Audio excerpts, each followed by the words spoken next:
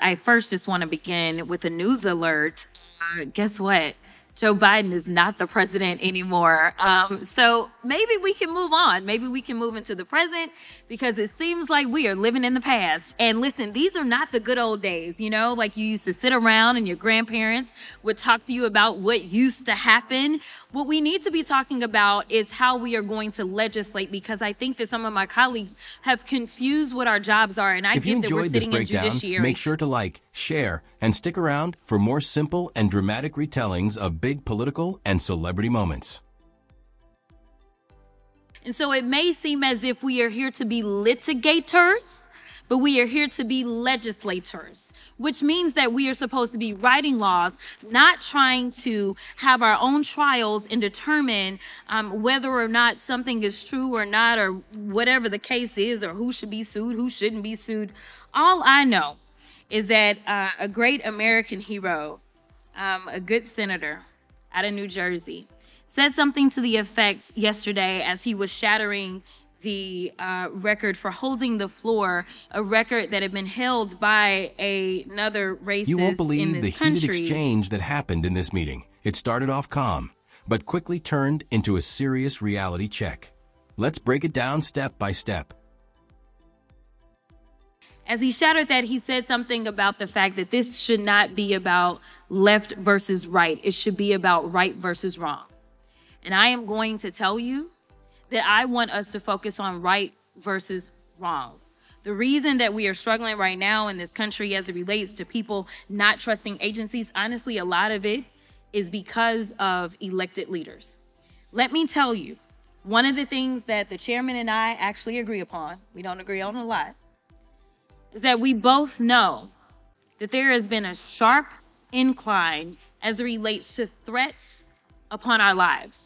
Regardless of what side of the aisle you sit on, we both know and agree that as sitting members of Congress, we both are enduring more death threats than anybody should in this country.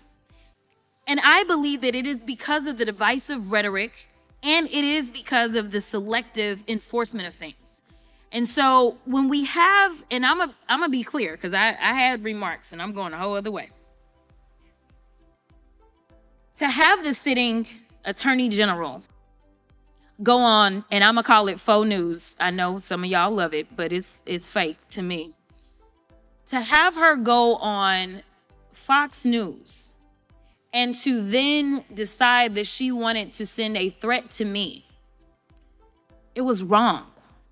Because here it is, she is the highest law enforcement agent in this country, and people are watching and they are consuming this information and they are believing that simply because I decided that I wanted to exercise my right to free speech, which I am not abridged from doing, that she then wanted to then politicize something that should not be politicized. I don't like Elon Musk. I'm going to say it 50,000 times. I don't like him. I don't like that he going out there and he firing people. I think that he's a crook because somehow the rest of us can't sit around and get whatever federal contracts we want. The rest of us can't sit around and get law enforcement and get them somehow ordained as federal law enforcement to protect him. The rest of us can't get our dealerships protected by the federal government. That is somebody that is operating above the law. For whatever reason, just because he has a lot of money, more money than everybody else. And yes, I am happy to see that on my birthday, which is what I said, there were peaceful protests around this world against him because he is a problem.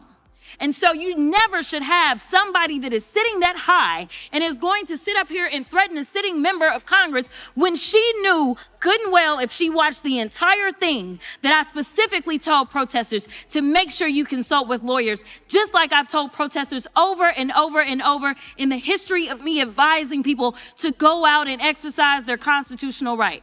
The fact that there are other sitting members that have received letters of threat from this new DOJ tells me that they are about retribution and they are not about following the law. The reason that our party, or I won't even say our party, our country is torn apart is because we can't even agree on right versus wrong. It should not be left versus right. The only thing that we're asking is that we have law enforcement that will show up when there is an actual crime.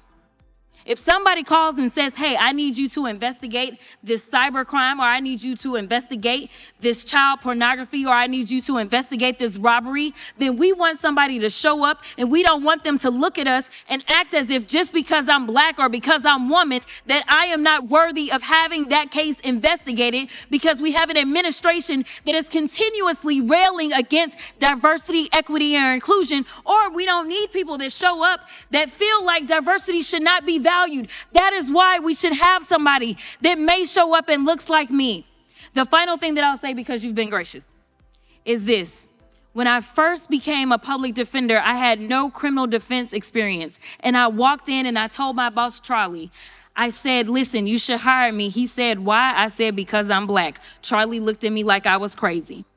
And I said, let me tell you something. When I walk in, I'm going to walk in with a level of rapport and understanding that maybe some of my other colleagues will not. Charlie offered me my job, and I worked my butt off. I worked really, really hard for all of my clients, not just those that look like me. And that is what it looks like to serve. Thank you, Mr. Chairman. I now recognize the ranking member of the subcommittee, Jasmine Crockett. Thank you so much, Mr. Chairman. Okay, first things first. Here's a news alert for everyone. Joe Biden is not the president anymore. So maybe we can move on now and start focusing on the present instead of living in the past. Because honestly, these are not the good old days people like to talk about. We should be focusing on what's next, like how we're going to make laws and actually do our jobs. Some of my colleagues seem confused about what our jobs are. I get that we're part of the Judiciary Committee, so it might feel like we're here to act like lawyers. But no, we're not supposed to be holding trials or deciding who's guilty or who should be sued. We are here to make laws. That's what being a legislator means. Now, let me tell you something that a great senator from New Jersey said yesterday while he was breaking a record for holding the Senate floor, a record that was once held by a racist person, by the way. He said something really powerful. This shouldn't be about left versus right. It should be about right versus wrong. And I agree with him completely. That's what I want us to focus on. What's right versus what's wrong. One of the biggest reasons people don't trust government agencies anymore is because of us, the elected leaders. And believe it or not, the chairman and I actually agree on something. We both know that threats against members of Congress have gone way up. No matter which party you're in, it's getting scary. Both of us are receiving more death threats than anyone should. And I think this is happening because of all the hateful and divisive talk we keep hearing, and because rules are not being enforced fairly. Now, let me be clear. I actually had prepared remarks, but I'm going in a different direction. When I saw the Attorney General go on what I call faux news, yeah, Fox News, but I call it fake news, and then send a threat toward me, I thought that was wrong. She's supposed to be the top law enforcement officer in the country, and people believe what she says. So when she goes on TV and acts like I did something bad just because I used my right to free speech, that's dangerous. I'll say this again, I don't like Elon Musk. I've said it before, and I'll say it 50,000 more times. I don't like him because he fires people unfairly and acts like he's above the law. He's out here getting all these special federal protections and deals that regular people can't get. Nobody else can just get federal law enforcement assigned to protect them. Nobody else can get their business covered by the government. But somehow he can. Why? Just because he's rich? That's not right. And yes, on my birthday, I was happy to see peaceful protests against him all around the world. Because he's a problem. Nobody should be so powerful that they can threaten a member of Congress and get away with it. And she, the Attorney General, knew very well that I told protesters to always talk to lawyers first before doing anything. I've always told people that. I always tell protesters to stay legal and use their constitutional rights properly. But when members of Congress start getting threat letters from the Department of Justice just for speaking out, that shows that the system is about revenge, not about justice. That's why our country is so divided, because we can't even agree on what's right and what's wrong anymore. It shouldn't be about being a Democrat or Republican.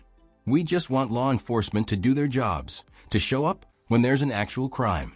If someone reports a cybercrime or child abuse or robbery, we expect police to act. We don't want them judging someone based on their skin color or gender. But that's what's happening. Some people in power keep attacking diversity, equity, and inclusion, as if those things don't matter. That's wrong. We need people in law enforcement who look like all of us, people who can understand different communities. And finally, let me share something personal. When I first became a public defender, I had no experience in criminal defense. I went up to my boss, Charlie, and said, "You should hire me." He asked why. And I said, "Because I'm black." He looked at me like I was crazy. But I told him, "Listen, when I walk into that courtroom, I'll bring a level of trust and understanding that others might not."